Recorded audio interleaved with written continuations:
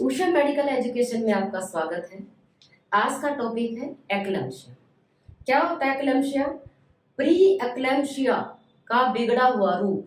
Pre एक्लेम्पशिया में क्या क्या होता था? बीपी 140/90 mmHg से ऊपर और प्रोटीन यूरिया और अडीमा। उसके साथ यदि एक्लेम्पशिया में यानी ग्रैंड mal सीजर यानी कि दौरे आ जाए और पेशेंट कंडीशन कोमा में पहुंच जाए, उसे हम एक्लेम्पशिया कहेंगे। यह मदर के लिए और फिटस के लिए लाइफ थ्रेटनिंग कंडीशन हो सकता है, तो हम इसके बारे में जरूरी जानकारी होनी चाहिए। टाइप ऑफ एक्लेम्पशिया क्या है? एंटीपार्टम एक्लेम्पशिया जो कि 50% होता है। डिलीवरी से पहले जब मदर को फिट्स यानी कन्वल्सन्स आ जाते हैं तो उसको, और वो भी कब? 20 वीक की प्रेगनेंसी के बाद से लेकर डिलीवरी से पहले जब भी फिट्स आते हैं तो वो एंटीपार्टम एक्लेम्पशिया कहलाता है। इंट्रानेटल एक्लेम्पशिया क्या होता है? ड्यूरिंग लेबर यदि मदर को कन्वल्सन्स आ जाते हैं तो उसे इंट्रापार्टम एक्लेम्पशिया कहते हैं, जो कि 30% होता है। पोस्टनेटल एक्लेम्पशिया क्या होता है? ये 20% होता है, यानी कि फर्स्ट 48 आवर्स तक, यानी 2 दिन डिलीवरी के तुरंत बाद से लेके और 48 आवर्स से 10 डेज के बीच में यदि कभी भी मतलब दौरे आ जाते हैं, माँ को फिट्स आ जाते हैं, उसे हम पोस्टनेटल एक्लेम्पशिया कहेंगे। ये दोनों स्थिति बच्चे के लिए बड़ी घातक है, क्योंकि यहाँ पे इंट्रायूट्राइन लाइफ में साथ में फिटस भी है। पोस्टनेटल में यहाँ फिटस की डिलीवरी हो चुकी होती है। अब 4 टाइप होती है, 4 स्टेज होती है हमारी एक्लेम्पशिया की। क्या क्या होती है? प्रीमोनिटरी स्टेज, जिसे हम ऑरा स्टेज, आभासी स्टेज भी कहते हैं, जिसमें आभास होता मदर को तुझे कुछ होने वाला है। तो यहाँ पे पेशेंट को क्या होगा? Patient become unconscious. क्यों होगा अनकॉन्शियस? क्योंकि जो पेशेंट के जो सेरिब्रल है वहां पे स्पाज्म स्टार्ट हो जाते हैं, जिसकी वजह से एक्लेम्पशिया होता है और अनोक्सिया में पेशेंट पहुंच जाती है। तो यहाँ क्या होगा? Twisting of muscles. कौन कौन से ट्विस्टिंग होंगे कि कौन कौन से एरिया के? फेस के, टंग के और लिम्स में अपर लिम हाथ आ जाते हैं, लोअर लिम हमारे पैर आ जाते हैं। आई रोल करेगी, आई बिल्कुल जो आई का व्हाइट पोर्शन है और वो रोल करेगा, बीच में प्यूपिल है, रोल करेगा और हेड एक साइड में टर्न होने से वो फिक्स भी हो जाएंगी। ये 30 सेकंड तक की स्टेज होती है, जिसे हम ओरा स्टेज भी कहते हैं। टॉनिक स्टेज, ओरा मीन्स आभासी है, ओरा स्टेज भी कहते हैं। टॉनिक स्टेज जैसे कि नाम से ही है, टोन यानी कि होल बॉडी में टॉनिक स्पाज्म आते हैं, जैसे मुट्ठी एकदम बंद हो जाती है। ट्रंक क्या होगा? ओपिस्टो टोनस, यानी जो ट्रंक हमारा कैसे हो जाएगा? बिल्कुल जैसे धनुष की तरफ उठ जाएगा। लिम्स और फ्लैक्स, दोनों टांगे और हाथ उसके फ्लैक्स हो जाएंगे और हैंड क्लच और मुट्ठियां बंद हो जाएंगी बिल्कुल जोर से, और रेस्पिरेशन सीज, कुछ टाइम के लिए रेस्पिरेशन बंद हो जाएगी, जिससे साइनोज्ड हो सकता है। टंग प्रोट्रूड, टंग क्या हो जाएगी? बाहर की तरफ आ जाएगी, जिसकी वजह से बाइट ऑफ द टीथ बंद हो जाएंगे और यहाँ पे क्या हो? टंग कट सकती है, ब्लीडिंग हो सकती है। साइनोसिस, रेस्पिरेशन सीज हुआ था इसलिए साइनोसिस हो सकता है। आई बॉल फिक्स हो जाएंगे और ये 30 सेकंड तक के लिए होता है। जैसे फर्स्ट भी 30 सेकंड और सेकंड भी हमारे 30 सेकंड के लिए स्टेज है ये। उसके बाद है क्लोनिक स्टेज। इसमें पूरी बॉडी के जो वॉलेंट्री मसल, जैसे हम चलते हैं, हाथ उठाते हैं, बोलने की कोशिश करते हैं, सारे जो मसल्स होते हैं वो क्या होंगे? अल्टरनेट में कॉन्ट्रैक्शन करेंगे, रिलैक्स करेंगे, कॉन्ट्रैक्शन करेंगे, रिलैक्स करेंगे। जैसे और क्या होगा? एक साइड का जो बॉडी है जैसे उसमें अफेक्ट आएगा इस चीज का। बाइटिंग ऑफ टंग्स, यहाँ टंग किसके दांतों के बीच में आने से क्या होगा? एक तो ब्लीडिंग होगी, क्योंकि दांतों के बीच में जीभ कट जाएगी। फ्रोथी सेक्रेशन यानी झाग आएंगे, झाग आने से क्या होगा? फ्रोथी सेक्रेशन और ब्लीडिंग दोनों होने से फिल विद माउथ, क्योंकि ब्लड भी है साथ साथ में, और रेस्पिरेशन से जो एस्पिरेशन है वो निकलेगी तो वहां पे इकट्ठा हो जाएगा मुंह में। और क्या होगा? Face twisting, one side of extremity involve, एक फेस एक साइड में हो जाएगा, ट्विस्ट कर जाएगा और वहां पे आई फिक्स हो रखी थी जैसे। और क्या होगा? वहां पे एक साइड की जो बॉडी है उसमें स्पाज्म आएंगे और होल बॉडी में स्पाज्म होंगे, तो ये 1 से 4 मिनट तक ये स्टेज हो सकती है। कोमा स्टेज, जैसे ये तीनों स्टेजें आ जाती हैं तो पेशेंट कई बार डीप कोमा में चला जाता है, और वो कुछ मिनट के भी लिए हो सकता है, कुछ आवर्स के लिए हो सकता है, कुछ दिन के लिए भी हो सकता है। और यहाँ पे एक कन्वर्सन, जैसे लगातार कोमा में पेशेंट पहुंचा, अगला कन्वर्सन आएगा तब पता लगेगा पेशेंट इन कोमा स्टेज में था। तो पेशेंट यहाँ पता नहीं लगता, जैसे वो जागता है तो उसको कंफ्यूजन होता है, तू कहाँ है ये नहीं पता होता उसको, और कुछ मिनट से कुछ दिन तक की ये कोमा स्टेज हो सकती है। अब कॉम्प्लिकेशन मदर में फीटल में क्या क्या हो सकती है? डेंजर, यानी मदर में क्या होगी? इंजरी हो सकती। क्यों? जैसे टंग बाइट हुई तो ब्लीड हो गया। इधर से क्या होगा? हेड इंजरी हो सकती है, क्योंकि वो इसमें से अपनी चारपाई से गिर सकती है, बेड से गिर सकती है, उसकी हड्डियां टूट सकती है। कोई भी अडीमा हो सकता है उसको, क्योंकि रिटेंशन होती है यूरिन की, और ऑलरेडी उसमें प्रोटीन यूरिया भी था। निमोनिया हो सकता है, क्योंकि जितने जैसे कोमा में या कन्वर्सेंस में जाते हैं एस्पिरेटरी कंटेंट आते हैं और वो किसमें एयरवे से चले जाते हैं, निमोनिया हो सकता है। कार्डियक फेलियर में जा सकती है, रीनल फेलियर में जा सकती। क्यों जाती है? क्योंकि यहाँ पे क्या इस्चीमिया हो जाता है, ब्लड सप्लाई कम होने से ऑक्सीजन की सप्लाई कम हो जाती है, हार्ट को ज्यादा काम करना पड़ता है तो हार्ट हाइपरटेंशन में चला जाता है, तो यहाँ पे क्या होता है?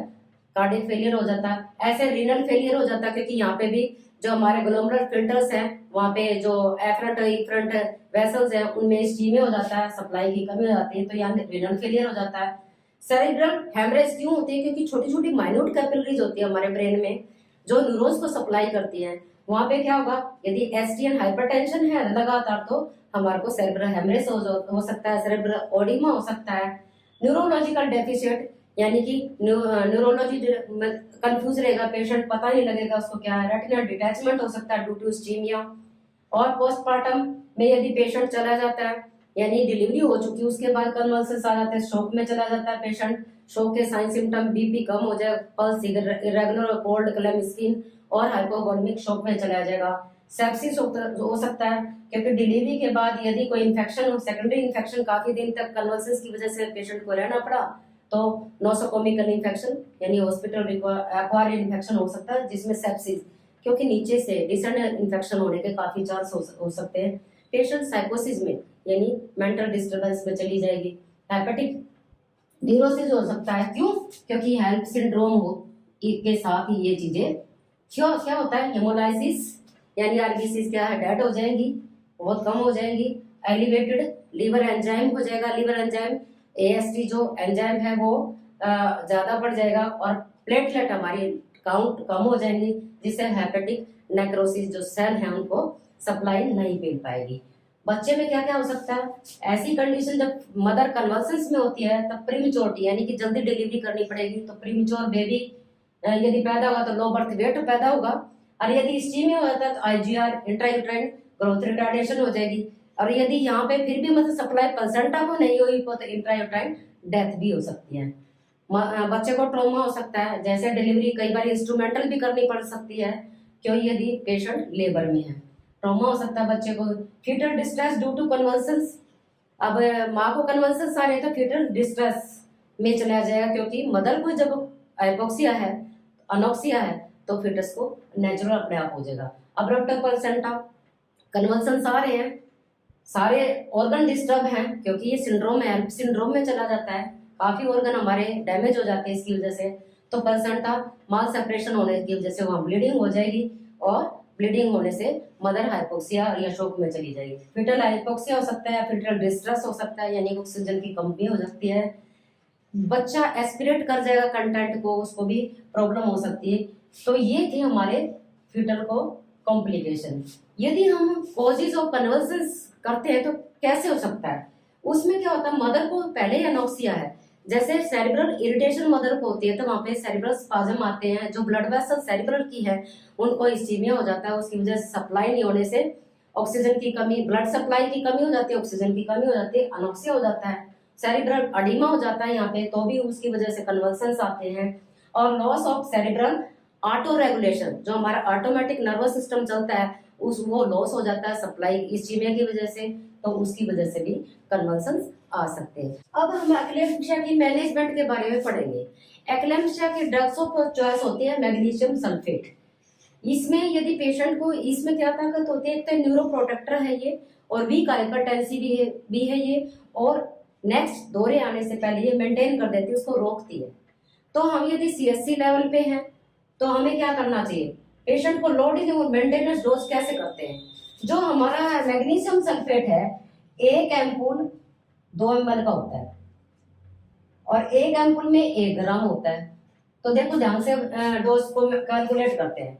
यदि 5 ग्राम देना है IM ईच बटक्स, तो ये 50% में होगा, ये इसकी डोज होते हैं 50% में। हमें 20% में यदि IV देना तो बनाना पड़ता है।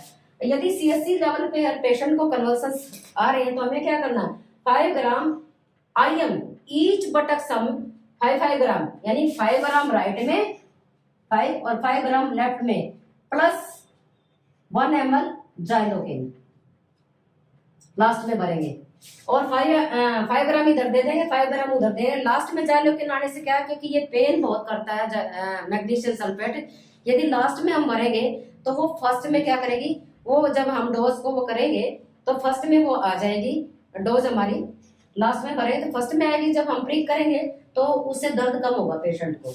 अब ये तो हमारी 50% में, यदि हमने यही 50% वाली 20% में बढ़ानी है तो हम क्या करें, जैसे 4 ग्राम यानी 8 ml हो गया, एक एम्पूल में कितना था हमारा, 2 ml था, 8 ml IV देना है तो IV की डोज बढ़ा रही है 50% जो मैग्नीशियम सल्फेट है, 8 ml मतलब हो गया, यानी 4 ग्राम 8 ml, 4 एम्पूल हो गई ये 4 एम्पूल हो गए, 4 एम्पूल, और 12 ml क्या मिलाएंगे, DW डालमेंट, उसमें मिला देंगे, ये 20 ml हो जाएगा, कितने में, 20% में, ये क्योंकि 50% को हमने बनाया 20% में।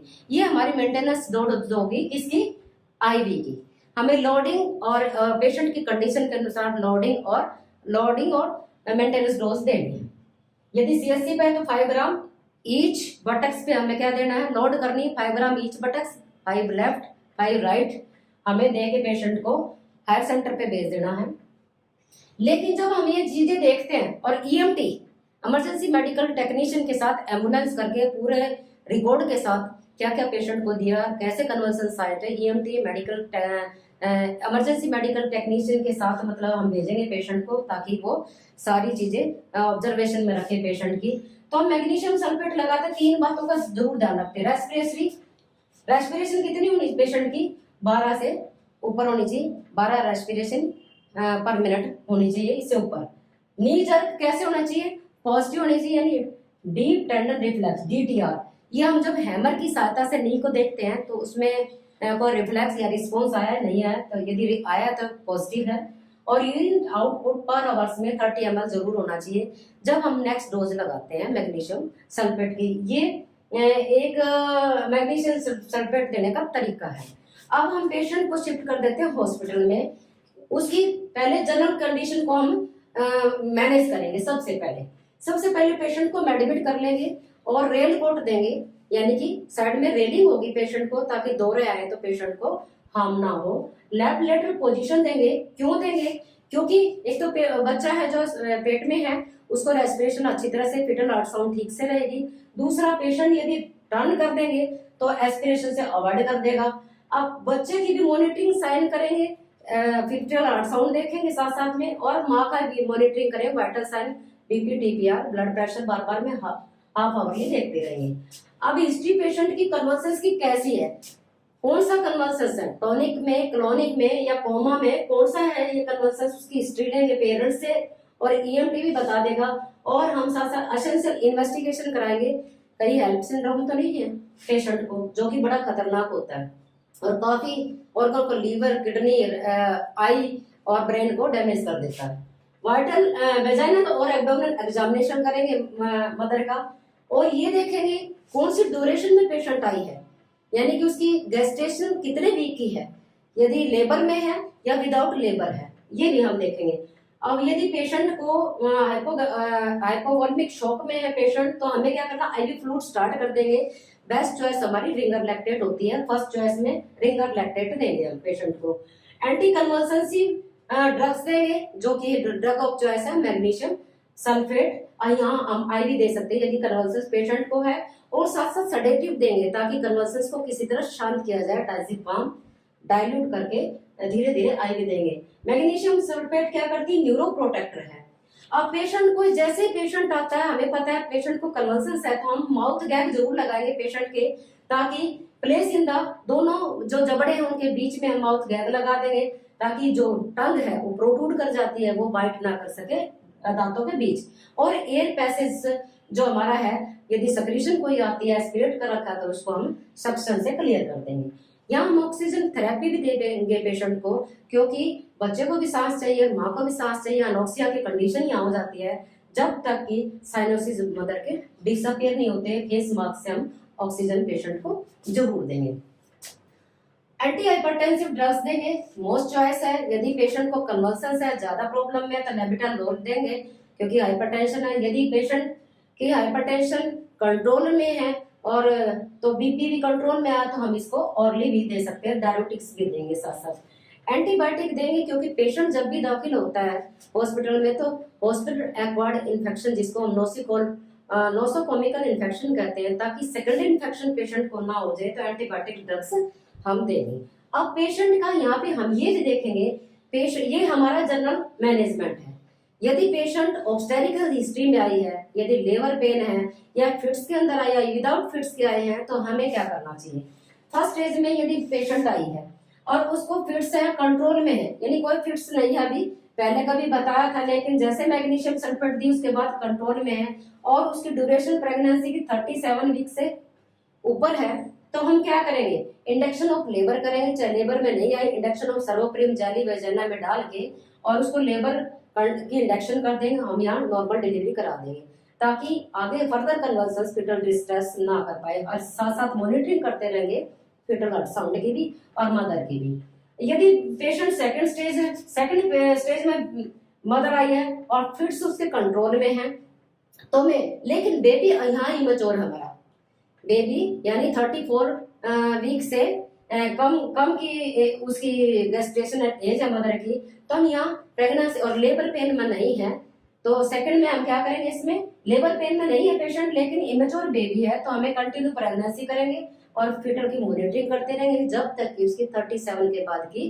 प्रेगनेंसी नहीं हो जाते, उसके बाद हम उसकी डिलीवरी कराएंगे। थर्ड स्टेज हम क्या करें, ये डिलीवरी की स्टेज नहीं है, ये थर्ड स्टेज में हम क्या कर सकते हैं, यदि फिट्स अनकंट्रोल है, पेशेंट को बार बार फिट्स आ रहे हैं और साइन ऑफ द लेबर बिल्कुल भी नहीं है, तो हम यहाँ क्या करें, ड्यूरेशन है उसकी 30 वीक से ऊपर की है, और तो हम क्या करेंगे, यहाँ पे पेशेंट को ऑब्जर्वेशन करके वाइटल और रिकॉर्डिंग और ब्लड मतलब ABRH और सारे टेस्ट, मतलब टोटली ब्लड टेस्ट करवा के हम सर्जरी सेक्शन के लिए तैयार कर देंगे, और डॉक्टर के अनुसार यहाँ सर्जरी सेक्शन हो जाता है। क्यों, यदि सर्जरी सेक्शन इस टाइम में नहीं किया जाता है, तो यहाँ फिटल डिस्ट्रेस और अनोक्सिया हाइपोक्सिया होके फिटल डेथ हो सकती है, इसलिए हमारे ये चीजें जरूरी है। कई बार क्या होता है, पेशेंट मतलब ऐसी स्टेज में आ जाता है कि उसको कन्वर्सन्स भी नहीं होते, लेकिन इंडक्शन अच्छी है, और लेकिन उसको बीच में जैसे इंट्रा लेबर में, यानी ड्यूरिंग लेबर उसको कन्वर्सन्स आ जाते हैं, तो ये और सेकंड स्टेज में, यानी कि फुल डायलिटेशन हो चुकी है पेशेंट की, हम यहाँ क्या करें, फोर्सर डिलीवरी या वेंटोस डिलीवरी यहाँ पे करा सकते हैं, ताकि बच्चे को और माँ को किसी तरह से हार्म ना हो, और जल्दी से उसकी डिलीवरी करा के माँ और बच्चे की कंडीशन को ठीक किया जा सके। ये हमारी एक्लाम्शिया की मैनेजमेंट। आपको यदि ये वीडियो अच्छी लगे तो कृपया लाइक कीजिए, शेयर कीजिए और कमेंट्स दीजिए, सब्सक्राइब जरूर कीजिए, और बेल आइकन का बटन जरूर दबाएं, ताकि सबसे पहले आपके पास अगली नोटिफिकेशन आ सके। नमस्कार।